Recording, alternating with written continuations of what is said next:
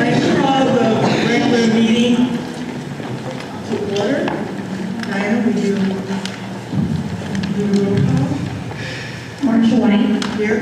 Nicole Harris. Here. Ashley Daly. Here. Andy Luther. Here. Stephen Lindsay. Here. Dan Houston. Here. Andrew Esper. Here. Thank you. Let's stand for the pledge.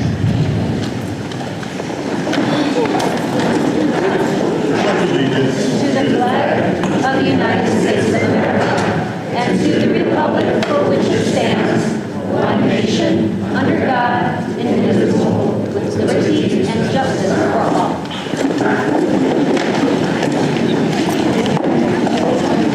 Thank you. Before I turn the meeting over to Dr. Wilcox, I just want to give a brief update another brief update on superintendent search. The submission of applications will be closed on this Wednesday, and after that, we'll be making selections. I want to assure the community and the staff that when we get to our finalists, we are including you in our interview process as you have been in our previous searches. I don't have a date yet, but we'll get that out to everyone. And with that, I'd like to turn it over to Thank you, Ms. White. I'm actually going to go in reverse order. So, Ms. Fowler, can you come up to the podium, please? We are going to recognize our boys soccer team from the middle school.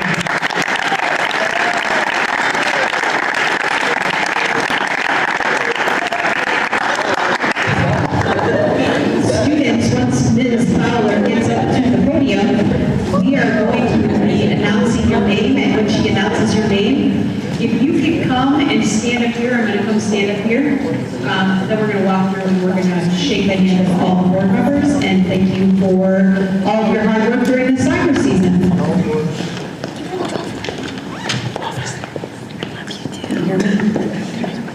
All right. This was a very special soccer season. Not only did our boys team win the championship for the first time in our conference, they also did it with an undefeated season. So incredible sportsmanship.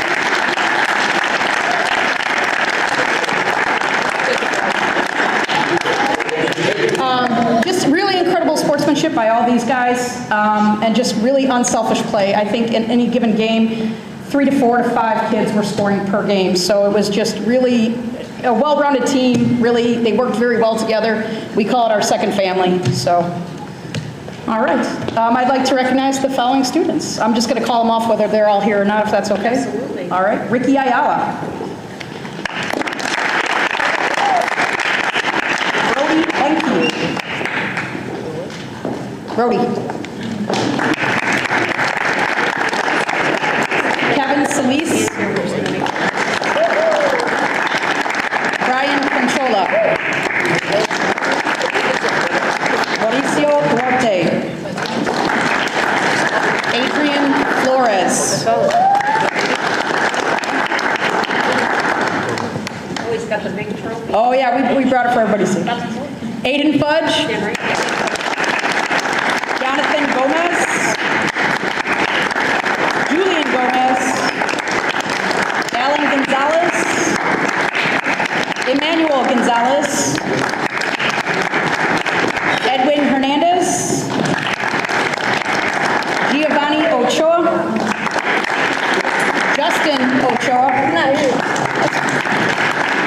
Eric Rivera. Davian Romero. Brandon Sanchez. Braden Soroka. And Isaiah Vasquez.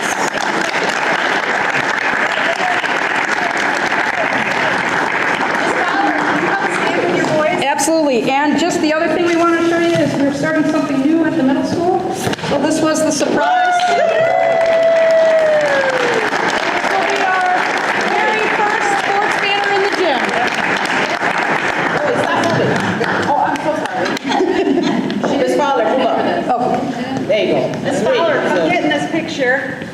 All right. It's me. I'm gonna push you over here. Or can we have some of the boys come on the podium? Half of the boys. Okay, just like we did with the pictures. There you go. I do not need to be in special, okay? Mr. Rosenthal. Yeah, Mr. Rosenthal, why don't you get in this picture? I have nothing to do with this, Steve.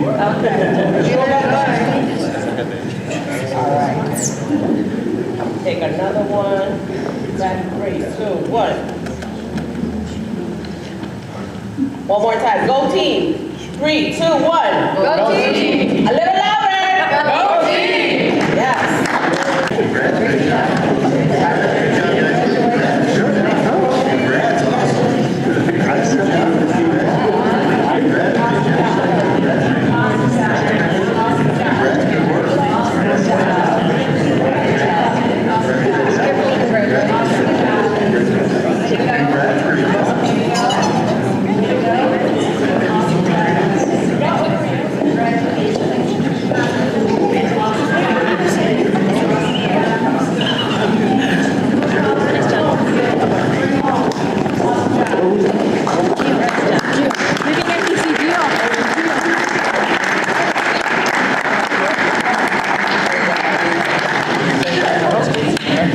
I just want to thank all the parents and all the students, especially our coach. As someone who coached soccer when she was a teacher myself, the first 13 years that I was a teacher, I coached soccer every year for boys and girls. It is a huge accomplishment to win your conference tournament and not only win it, but go undefeated. So congratulations to all of you, our students.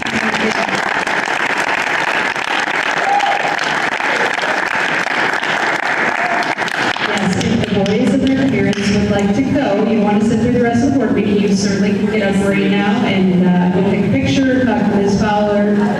Thank you so much for being here, we very much appreciate it.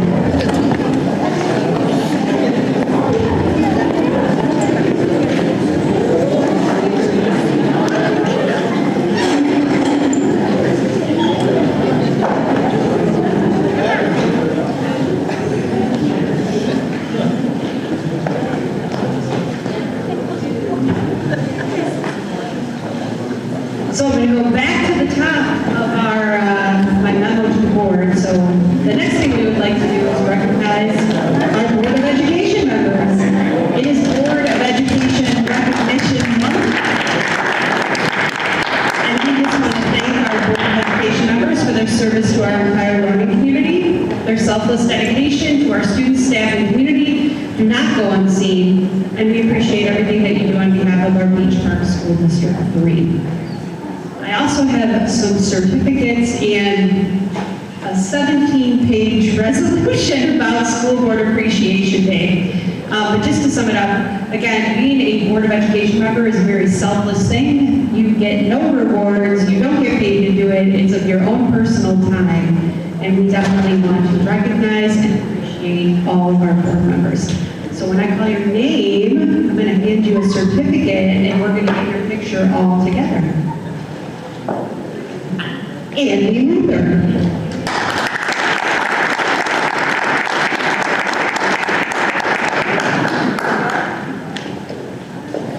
Ashley Bailey.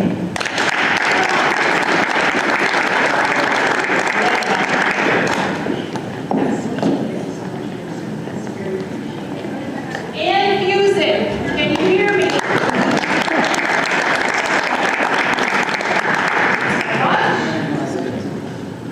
Marsha White.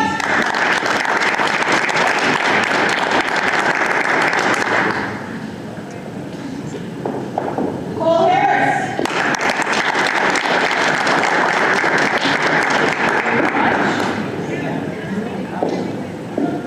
Andrew Downstreet.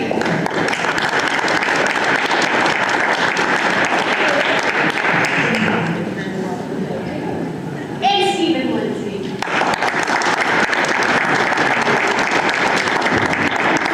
Stand over here for Miss Lisette to take a picture.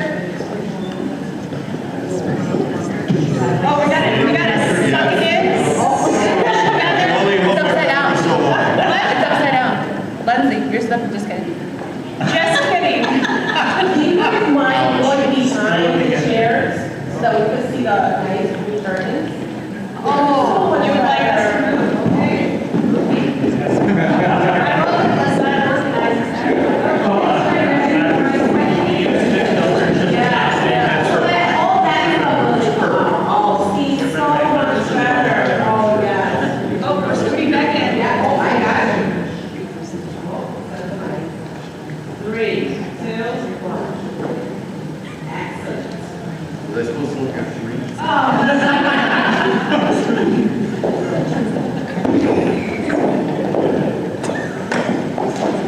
This is the level right here.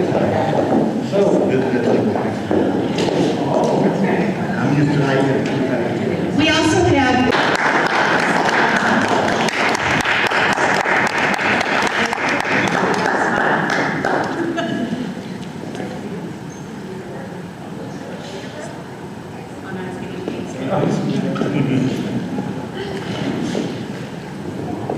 We're also going to have cake at the end of the board meeting after we're finished with open session. So we'll have cake for the board members. So again, just thank you very much to every board member for all you do on behalf of the community and for our students. All right, the joint conference. All of you should have been given a nice big binder that Ms. Contreras put together for you for the joint conference that's happening this weekend. If you have any questions at all, please reach out and let us know. At the back should be your badge for getting into the event and everything that we're going to do. The first event is at Fogo de Chao, and we will set to walk there like we have done in the past. So I will be sending out an email to all of you, letting you know where we're going to meet and what time we're going to leave for that. All right? Next, just some informational things. Thanksgiving break obviously is coming up next week. We are doing a remote learning day for students on the 21st so that our staff can participate in ALICE training.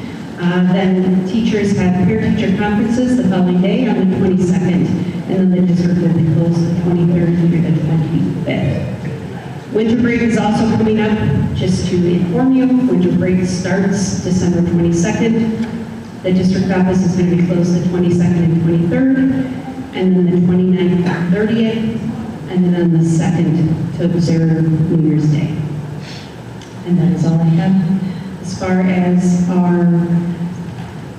superintendent's report, I'm going to ask Ms. Janae Aiken to come up to the podium, and she's going to talk with you about the evaluation we need to do of our library. Good evening. You know that each year, the library program needs to be evaluated. There are 4 different domains to be for you to evaluate, and we need to do in rotation 1 domain each year.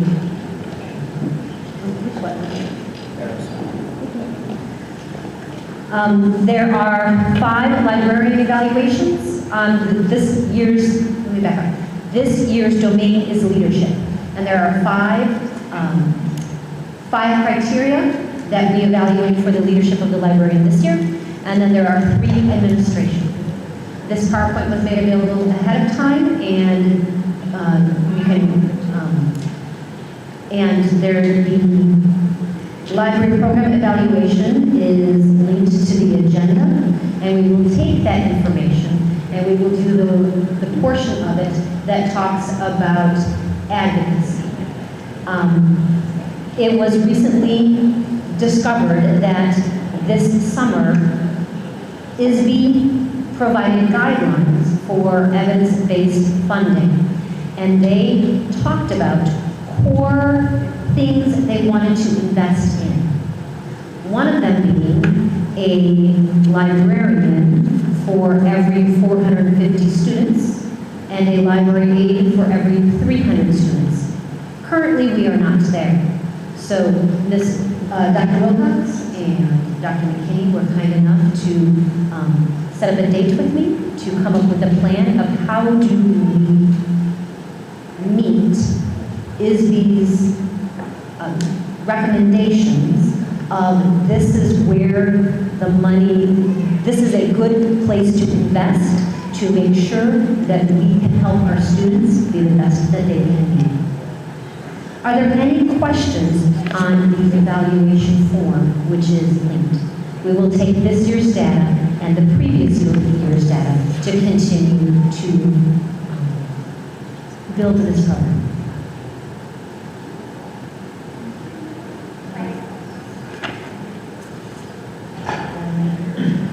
Thank you. If there's no questions, I'll be available to, if you have questions, please let me know. I'll be happy to answer any of them. Janae, I would assume that you would like the board to fill that out today before we leave. If you could do so by Wednesday, that would be wonderful. Okay. Thank you so much, Janae. Thank you. That is all for my That is all. Report. Thank you, Dr. Hines. Do we have a motion to approve the agenda? So, second. Stephen Lindsay. Aye. Andy Luther. Nicole Harris.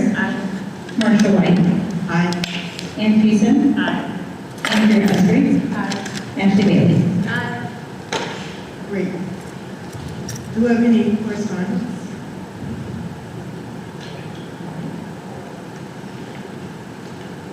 Your old business, any questions on enrollment report, disability report?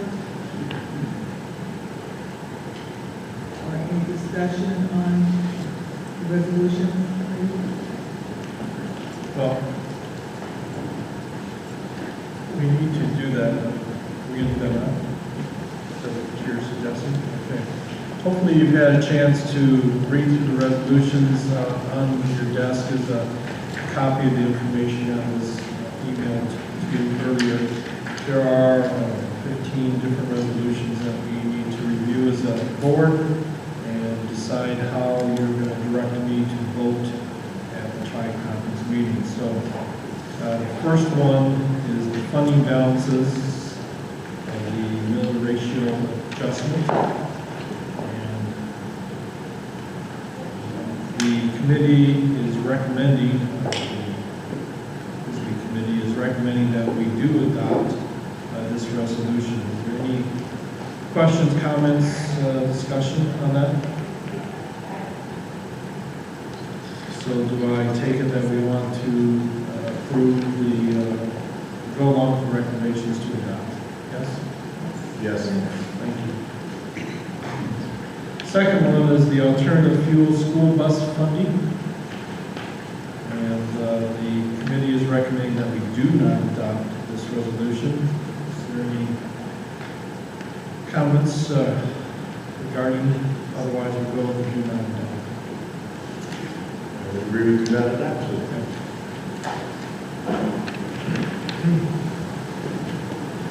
Thank you. Next one is item 3, the firearm dealer location. And the committee is recommending that we do not adopt.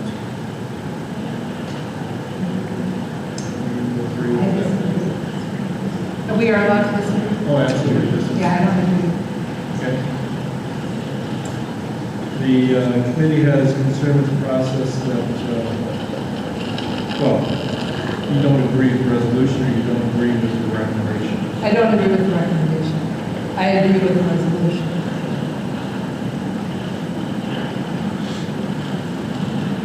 The resolution is the Illinois Association of School Boards shall support and advocate to expand and amend legislation of existing public safety firearm dealer license certification to increase the distance a gun store or any retail facility selling firearms and/or ammunition may be located in relationship to the school, preschool, daycare facility from 500 feet to 1,500 feet. So they are recommending that those facilities be located further away from school facilities. And we're saying we agree with that, correct? That they should be increased. Yes, I believe they should. Any other? Yeah, the issue I have is, in a lot of these, to try and explain the way they seem to work, is to me, this is mudsliding that school district is upset probably because one is trying to come in within 1,450 feet, so they make it 1,500. At what point do we as a school board get into legislating or telling other bodies how they can put businesses in places? And I think that was reading the rationale behind the committee. Basically, they're saying is, hey, we're not into making other laws of where gun shops should be located. Now, I agree they should be further away, there's no doubt in my mind. But in, say, the city of Chicago or Waukegan, where their existing infrastructure is in place, it's hard to say that now all of a sudden, after all these years, we're increasing it because one specific district out there wants that pertains to them. And I think that was from, maybe I'm reading a lot more into it, the committee looked at that. That was my understanding as well, on why you do not adopt. Because, again, we're trying to say the entire Illinois Association of School Boards is against this one particular place. But I see the rationale of Right, so my. they should be further away from schools. Right, so my rationale is, even if it's not there, we have an epidemic of school shootings across the country. It's just like liquor stores or a strip joint. Can't, right? We don't, so I personally don't want anybody I know related to children, they see it on the news. Children are scared to go to school. And then there's a gun store that they can see out their school window. I personally don't think it's okay. And for the few gun owners or businesses that sell them, especially if it's a big chain, the money that they have, is it worth our children's well-being? I'm not sure how location of a gun store is going to affect gun violence. No, but I think it's just the thought of seeing it and knowing what it is when it's next to the school or close to the And then the school. other concern I have is how do you make a store move if they're within that 1,500 feet? And you know what, and this is hard to go by, I mean, would they grandfather those in that are already there and you can't open a new one? I mean, I think it's hard sometimes on some of these to make a decision with. Them further away, but there's so many for school board associations to say we're against these being close. Well, what's close is why 1,500?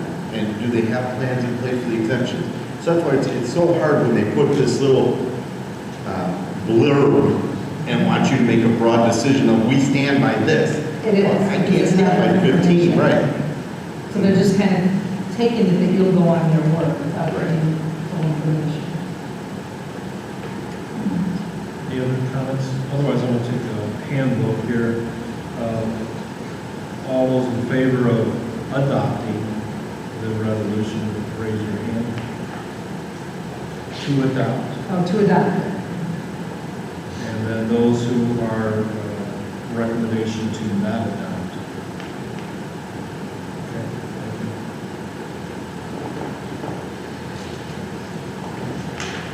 Moving on to the next resolution, number 4, regarding capital grant fund for school buildings.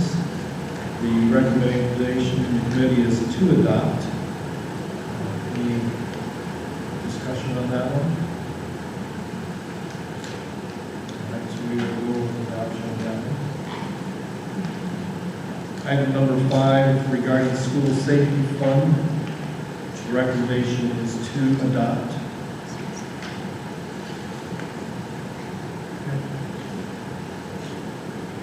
Next, item 6, involvement with candidate for public office. The recommendation is to not adopt.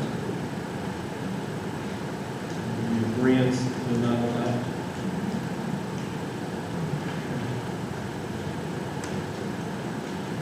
Item number 7, mandates review committee.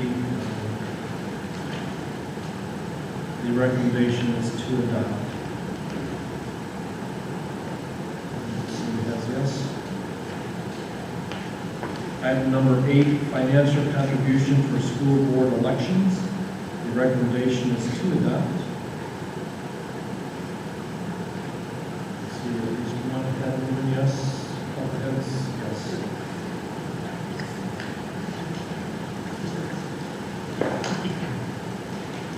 And I think that is it.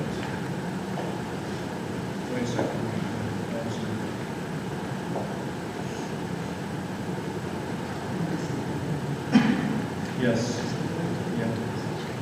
The rest of item 9 is not presented, so that we have basically those 8 pieces to vote on. And there is some additional information regarding some tweaks to some amendments that are red line for your review. But I think I have what I need for voting next weekend. Thank you for your assistance. Thank you, Andy. On to new business. We have the long-range planning. Yes, the committee, long-range planning committee, met this past week. The playground equipment at the Newport and Oakcrest facilities is being wrapped up. There's probably still some tweaking that's being done with the playground mulch, but for the most part, equipment's looking good. And it's exciting for the kids, and I would say yes, the long-range had the opportunity to plan. And fuel storage, as many of you know, we have fuel stored at the Oakcrest facility. The fuel tanks were getting a little outdated, especially from the controls standpoint. There wasn't any real way to monitor fuel usage by school or by the bus company, and so we are in the process of updating the tanks and are working on getting the pump controls more manageable from a documentation standpoint, so we know where the fuel is going. So that's this past week, the rooftop unit at the middle school was replaced. We had some good weather to do it before school comes tomorrow. And so the 2022 rooftop game plan has been completed. I'm not sure if they're done. I didn't ask, but they were well into it. And we are in the process of thinking about planning for next year's replacement, which will take care of that piece of business. Also at the middle school, we're in discussion regarding the boilers. Boiler replacement was part of a long-term plan. So we're giving some quotes and diving into what it's going to take to update the boilers at the middle school.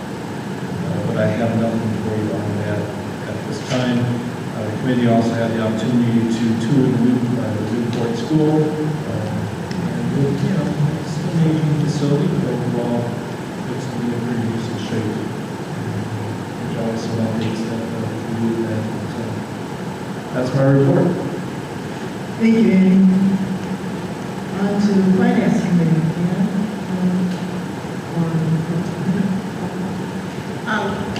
Good evening, everyone. We had a finance meeting this evening. Went through our normal process of reviewing all the bills. There was a lot of discussion on the tax levy, and Dr. McKinney's going to have a presentation on that today. So that kind of concluded our finance committee discussion. So subject to any questions. Yes, and all the bills have been approved in the treasurer's report of bills.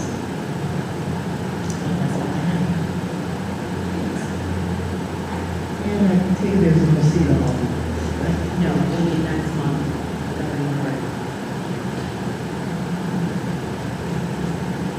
Any questions on building reports?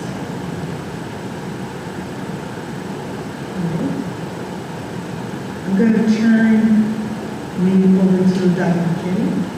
Let's see, the finance and the web presentation. Were there any questions with regard to doing so on financial? Dr. McKinney, before you begin, I forgot to say, there are beautiful baskets on your tables for you guys in recognition of board appreciation, so please enjoy. We decided to do something a little bit different this year than we've done in the past, so thank you again for all you do on behalf of each of our community. So if you open the PDF version of the slideshow that I'm going to show, it'll try to be easier. I thought it would be easier. What's that? You need to use one. Oh, I'm sorry. Yes, I did. Thank you. First person. I like that every time I was louder. If you open the PDF version of the slideshow that the audience is going to see, it might be easier for you to follow along. I'll try to make this as painless as possible, but there are a couple times of the year that we're busiest for a business manager, one of them being the budget, the other being the levy. So I spent a lot of time on this, and I've communicated some things to you, so we need to really firm up tonight where we're going to go with the levy, because next month is when you'll approve it, sign the levy certificate, and we'll get it to the correct office. All right, so primary source of revenues, of course, property taxes in every school district in Illinois. You know, the good thing about property taxes is that they're typically relatively stable and dependable. They can fluctuate based on appeals and refunds. We're dealing with a few appeals right now from last year. We also have TIPs in our district. We have 3 TIPs in our district. For those of you who don't know what a TIP is, it's a tax incremental finance district where a community decides that they want this area to develop. So in order to do so, those who come in don't get to pay taxes for a certain period of time. So TIPs last for a certain period of time. So we have 3 of those in our district. Increasing EAV can affect our property tax dollars and legislation. And there isn't anything lately that I would say we need to address with new legislation. Why are these actually open? Let me see. Doesn't make one about that. Be lying. Okay, so roles and responsibilities. So the board approves intent to levy. Today, by virtue of this presentation, you are indeed approving the intent to levy.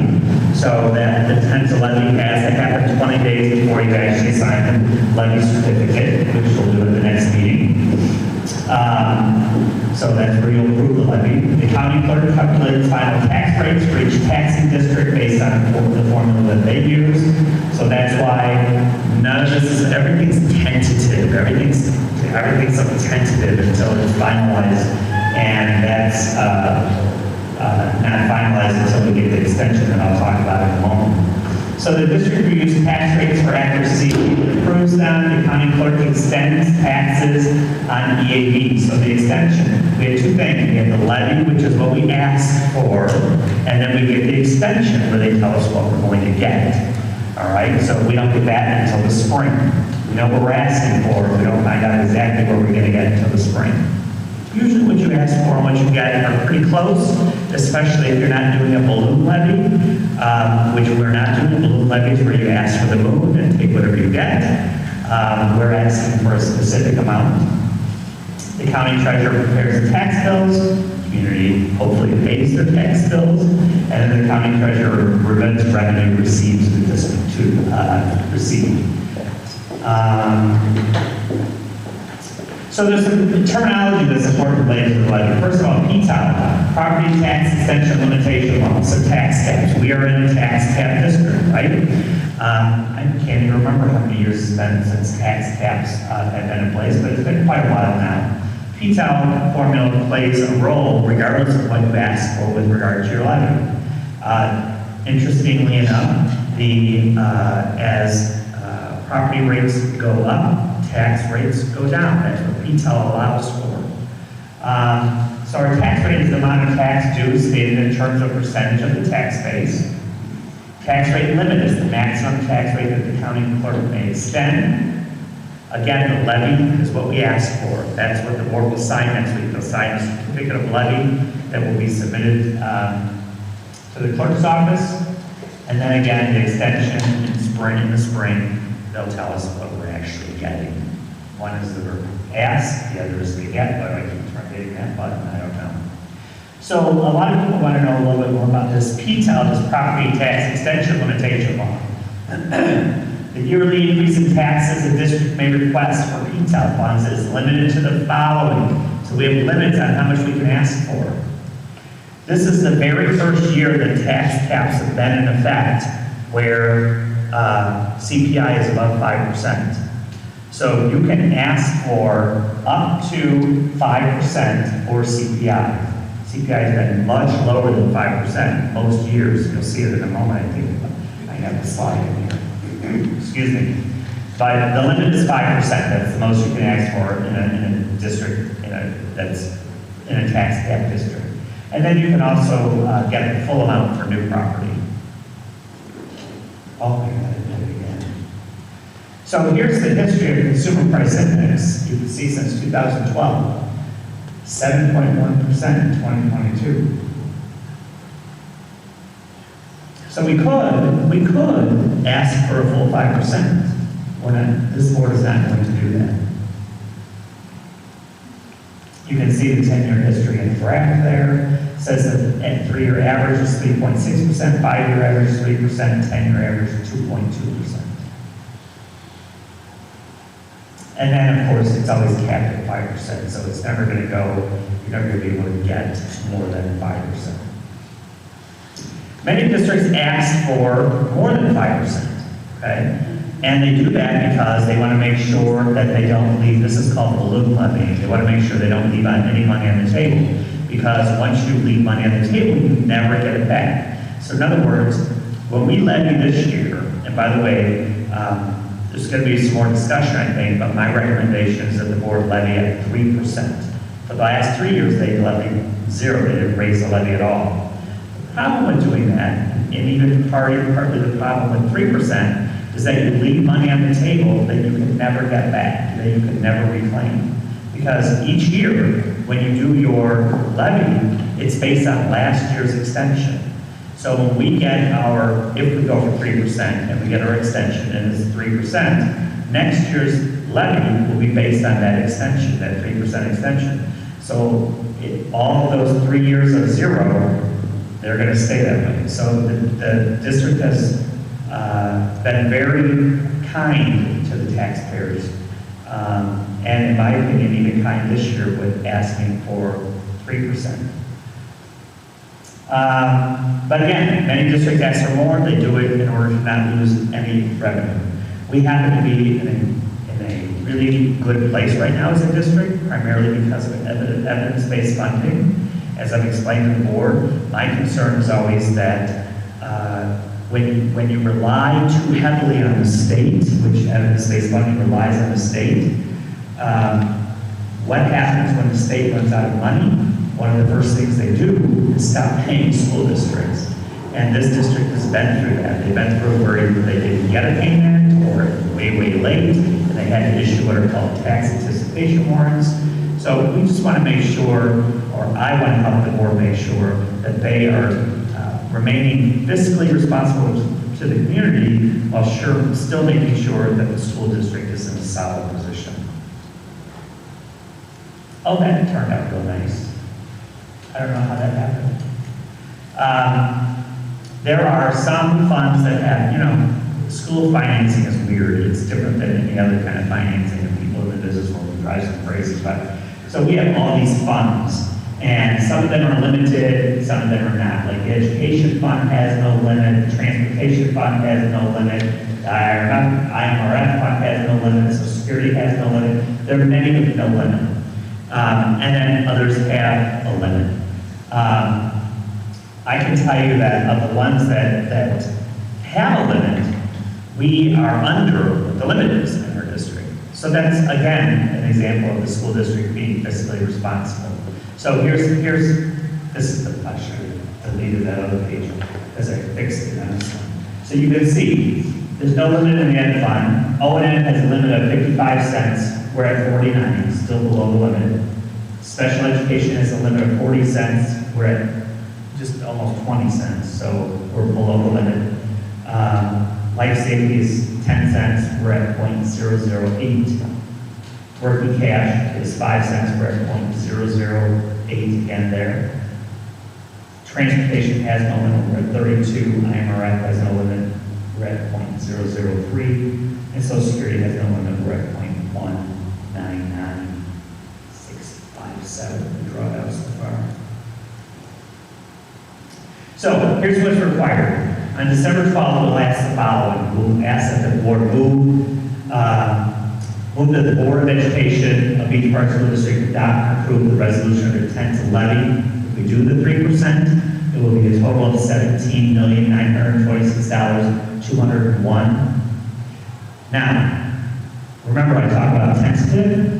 Well, just today I got news that the EAB changed already, and it's going to change again, based on people appealing their taxes, or based on the fact that they may have missed a couple houses.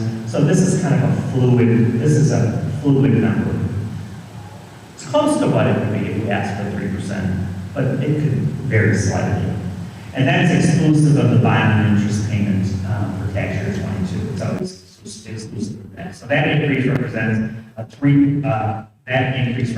3% above last year. So, questions, concerns regarding the levy? I think the board really needs to have a meeting discussion with regard to where everybody is with this, because as we talked about in the finance committee, I need to make sure the certificate is correct. I want you to go for 3%. I actually want you to go for 5%, but I'm selling the 3% because that's what you want. It's your community. You have to be responsible for your taxpayers. And again, being responsible for your taxpayers while also making sure that you're doing what's right to keep the district stable financially. As many of you, we're going to stick that aside. Many of you have been in this district and have heard you talk about the fact that you've been in this district when you didn't have any money and you were issuing tax anticipation warrants. And, going with the 0% levy over and over can't sustain itself.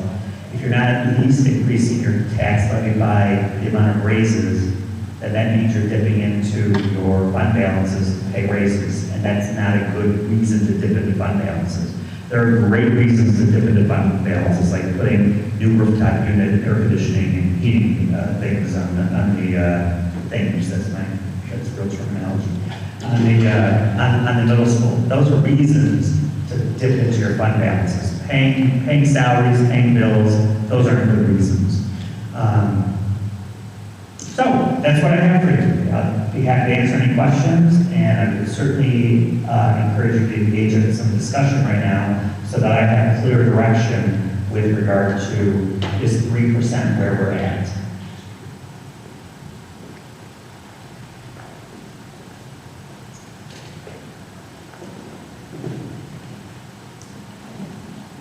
Any discussion? How can we Yes, ma'am. evidence-based and our funding as far as with listening, we haven't dipped in it, correct? And what are you saying as far as? You're talking about, we just, Sorry. I heard you, but the audience. I'm questioning the evidence-based funding versus and what we have in our funds. So our district has been able to build a really healthy number in terms of our fund balances, not over what you're allowed, but a healthy number with regard to our fund balances because of evidence-based funding. My concern, as I said earlier, my concern is that I believe evidence-based funding is here for a while. It's the law right now. But there was before evidence-based funding, there was another funding law. And what happened with that law? When the state runs out of money, which we live in Illinois, it happens. It's bound to happen. And my concern is when we rely too heavily on the state of Illinois, and they run out of money, and they stop paying the districts, then where are you? Then you're really dipping into those fund balances, things that you shouldn't be dipping into your fund balances. So we do have healthy fund balances, but we have to remember, even though we did some work in our buildings, what everybody needs to remember, the work that was done in these buildings was primarily done through an ESCO. And what that means is that all of the work that was done had to do with utility savings. So you talk about lighting, windows, doors, in some cases exterior doors. The vast majority of that work had to do with energy savings. So there are still some things that weren't part of that project that are going to happen in this district. You heard earlier, boiler replacement. We still have 2 more rooftop units at the middle school, is it 1? 2. So we have 2 more rooftop units, and those are $200,000 about. in that range each. So those are the kinds of things, and, you know, that we're going to need to be spending money, spending our fund balances on to make sure that all of our schools are all that they need to be for our kids. Did that answer, that help? I have one question. Maybe the board members recall, prior to 3 years, we had 0% tax levy, what the percentage was in the prior years? I know somebody told me. I think I was told that for a while, for many years, the district went for everything they could because they were in such straits. I think we can even share that. True. And I'm surprised you didn't have a slide on that. I was kind of looking for one. Well, I actually called the assessor's office to ask for bank pass copies of those because trying to find anything in those file cabinets is like, well, you can imagine. And they never responded, so I can still work on getting it to you. There were a number of years that we did max out, but again, remember that the CPI was lower, so it wasn't full 5%. It was something less than. Definitely, there were three zeros, and the year or two before that was also low. We had a board that was very driven by lower property taxes. So for the past 5 years, we've been under what's allowed at least. But then prior to that, historically, we would always ask for maximum because it wasn't until the state introduced, and I hope everybody can hear me okay, but it wasn't until the state introduced evidence-based funding that this district relied more on taxpayers, more on our local property tax. When they shifted the funding mechanisms in the state of Illinois, that benefited our district hugely. And what it should do, and what we are doing up here, in my opinion, by only going for 3%, is we're reflecting the fact that the state provided some property tax relief to local homeowners. The state took on that burden. So with them doing that, and Dr. McKinney, I appreciate all you've put into it and talking to us and working with us on it, but I don't feel we need to go for the full 5 because the state has said evidence-based funding is here. So we need to react to what's here, not what could be. Yes, you've been around a long time as well, and the state has historically not lived up to it. But since evidence-based funding, they have. And that's how we were able to build a good savings account here in the district. So in my eyes, I can't, yes, it'd be very easy historically. We needed to ask for every dollar possible. But this year, that maximum of 5, I can't go out and ask the public for the full 5% in my good conscience. So it's kind of my reasoning and logic. And again, thank you for all the work and communicating with us so we can have a plan going into that. I do have a question. So the EAV on all the properties in our district are increasing, and as of right now, is it the 10.6%? Correct. So even if we were to request a 0, that doesn't mean that we're receiving what we received past year because the EAVs have not increased. No, if you look at what I did, so what I did was I took CPI and these are all negative numbers, and these are negative numbers to make sure that you're at 3%.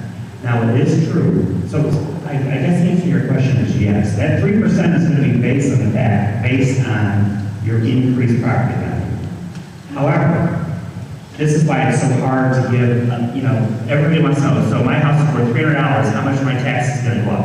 It's hard for us to say that. I can guesstimate that for you, but I would never do that in public because it could be wrong, because what PTAL does, one of the things about PTAL is that as property values go up, the tax rates go down. So it helps taxpayers. So, so it's not going to, that 3% is not going to be fully based on fully capturing the 10% increase in value. It won't, because the tax rate will go lower because of PTAL. Does that make sense? It's hard to make some of this make sense. I can't always find words. It does, but again, going back to the question, but because the EAVs are increasing, there is still going to be an increase regardless of whether it does increase or not, correct? No, if you don't increase your levy at all, if you don't levy anything, you won't get it. You'll get the same you got last year, No, regardless of property taxes. You'll get the same dollar amount. Yes. And that's what you did. If you look at that pack I gave you last month, if you look at the last 3 extensions, they're all exactly the same. I don't think they're the extension, I think it's the actual levy certificate. They were in the $17,000 range across the board for 3 years in a row. 17 million. Yeah, I think that's one thing that's a mistake about many. When we say we want a 3% increase, that doesn't mean we're asking to raise 3% more on their taxes. We are asking for 3% more money. So if we were at $1, we're asking for $1.03. So we're asking for 3% more money. Now, what comes into play with all that is what your home is worth. Your home is going up by 10%. We really don't care about that. We are just asking for 3% new monies. And to put it more in perspective, this year we just signed a new contract with our teachers. We got more time. We had a good contract all around. But those raises are more than 3% in itself. So by us asking the taxpayers for 3% more money, we're asking for less than what our costs have increased. So we're still being financially responsible in that through that. Thank you. You said that so much better than I did. That was very eloquent. It took me a long time to think about it. I mean, I appreciate that from the standpoint of being worried about our taxpayers because of what's going on economically, what they're paying just for everyday living expenses, whether that's gas in your car, whether it's groceries, whether it's what it's going to be to heat their house this winter. I mean, there's just a lot of unknowns, and I understand we need to be responsible to the school as well, but I want to represent our taxpayers to the best of my ability, and I think we're all on the same page on that. I believe so. It is, and we talk about this in finance, that it's a balance. It's a balance between being fiscally responsible to the taxpayers while also making sure you do what's right to keep the district solid. And that happens, for sure. Because not all taxpayers have to worry about the district paying the bills. It's not what you do.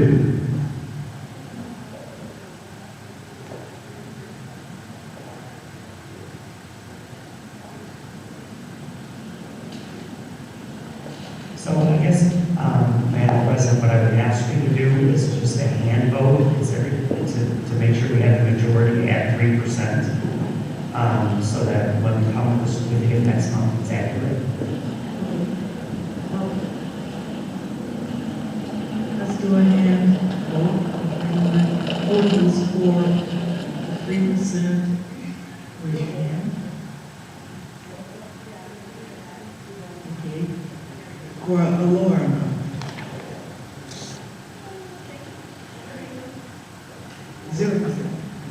A higher? Okay. By the way, if you have any more questions, between now and next month, do it. You know that I mean. I'll be like, Bruce, for Great, thank you. Do you want to cover something? It's on the agenda.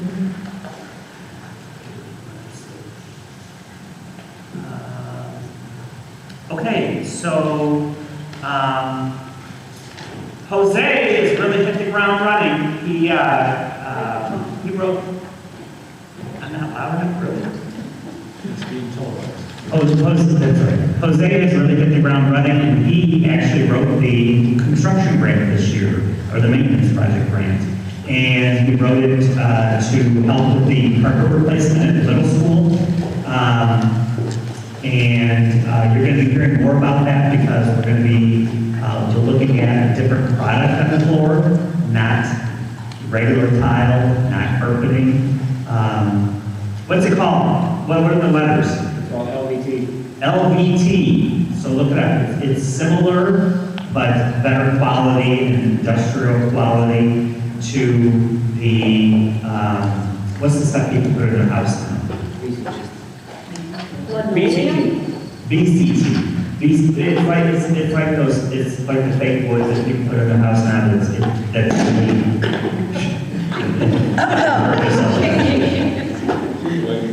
so it's a higher quality than that, but it's along the lines of that. So, we're excited about that. You guys know that's a match grant. Obviously, we'll spend more than $50,000 to do the middle school, but at least that was started. And you might remember that last year you spent your grant on the garage, and so we just got our first bill for that, so we'll be able to submit to get reimbursed for the $50,000 from last year's grant. Later in the action items, we have the CLIP cooperative appraisal. Every 10 years, you're required to have an appraisal of all district facilities. For some reason, I can't explain why. We haven't had one in 15 years, which is problematic because had something happened, the building probably would have gotten back what was appraised 15 years ago. So, CLIP Action recommends a specific appraiser that gives us a discount. It's on here, I think it's in the $6,500 range, somewhere around there, to appraise all of our buildings. So, we're asking for approval for that tonight, so we can get that taken care of. I'm going to ask Jose to speak with you briefly about the cooperative that we're going to be joining. So, Jose, you can Hello, everyone. So pretty much it is a co-op for janitorial supplies, some HVAC supplies that can help the district save money in order of, let's say, janitorial supplies. The pricing stays for about 6 to 12 months, especially with all the price increases that are coming compared to a regular distributor that can hold the pricing for 30 days. With this, I plan to help the district save money, especially on janitorial supplies, on kind of cleaning supplies, on pretty much salt as well, to help us, keep saving, the district money in that aspect. There's different types of co-ops.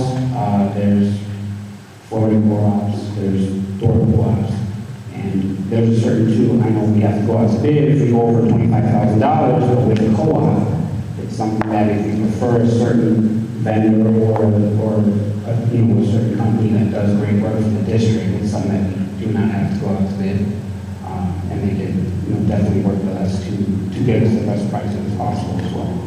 But is there a cost to join the co-op? There's no cost to join the co-op. It's just a membership, but there's no cost to the district. So we'll be asking as an action item to approve that expense. All right, that's the last of mine. Thank you, Jose. Thank you.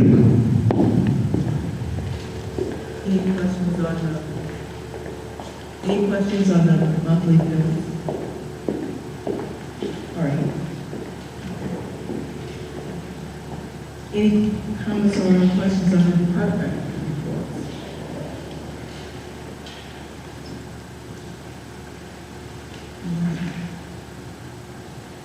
Any FOIA requests? No. Okay, we do have a comment, question from Brooke, and that was in regards to the superintendent's search. I mentioned earlier, Oh, yeah. Hi, I'm Brooke Turk. I am currently co-union president of our teachers union. I also work at the OC.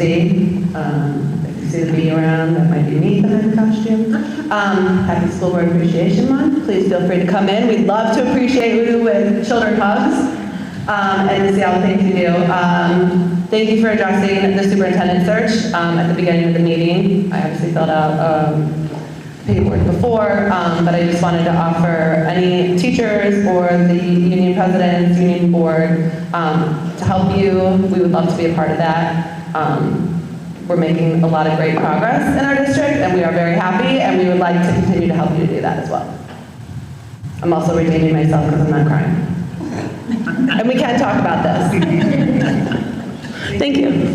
Brooke, the interview process will be the same as we have done before. There will be a specific time for teachers and staff to meet and community members to meet, so we do have a time and schedule on for Okay, yeah, and pre-things, I was not very involved in the meeting. I was involved in like the sports side and the kids' fun side and all that. So I'm a loud, outgoing backbone person. So I'm in a different role, and I would love to be a part of that. I would love to let our community know how to be involved in that, and so if you can keep us informed, we would love to work with you. Thank you. Thank you. Are there any other comments?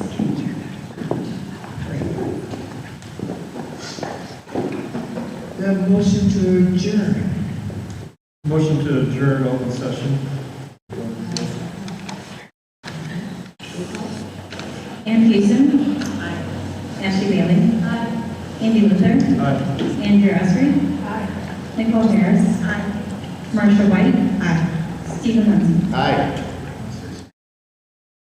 Well, I think at this point, we get a chance to go to the cake that has no calories. Is that good? Absolutely, no calories, no sugar, no carbs, no gluten. Eat away. And let's celebrate our Lord.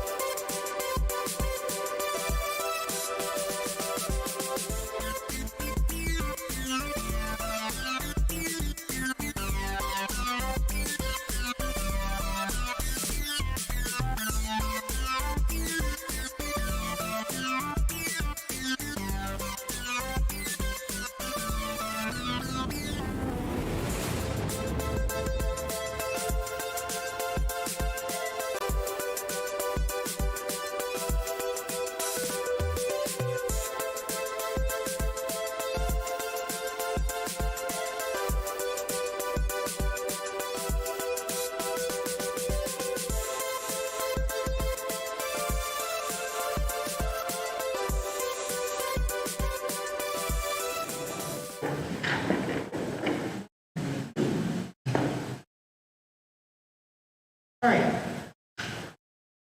Next on the agenda is the approval. So do I have a motion to approve the consent agenda? So moved. Second. Roll call. Paul Harris. Aye. Andy Luther. Aye. Stephen Lindsey. Aye. Andrew Estes. Andy Houston. Mark White. Aye. Has passed. We have several action items. I think I have to take one at a time. Right? Yes. So the approval of board vote on resolutions, the IASB. Have a motion. Make a motion to approve that we provide the proper direction. Second. In order to Second that. Roll call. Mark White. Aye. Stephen Lindsey. Aye. Paul Harris. Ashley Bailey. Andy Luther. Aye. Andrew Estes. That passed. Need a motion for approval of the ISBE school maintenance project grant?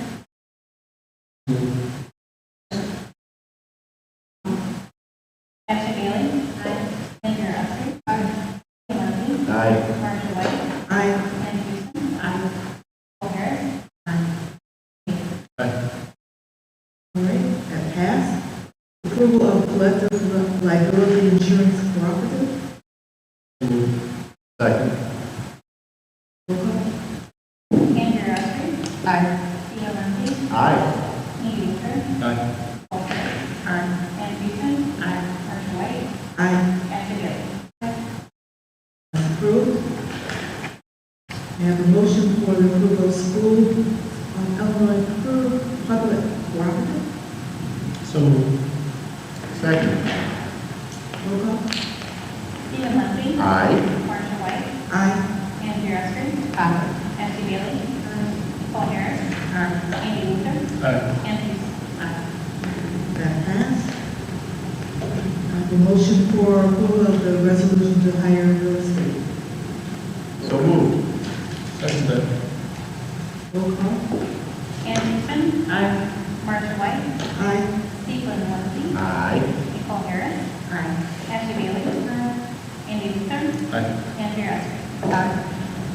That passed.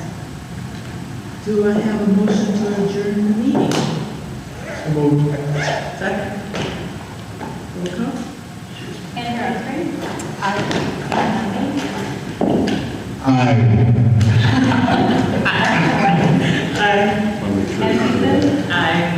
Paul Harris. Settle. Ashley Bailey. We are now adjourned. Thank you. Hey, what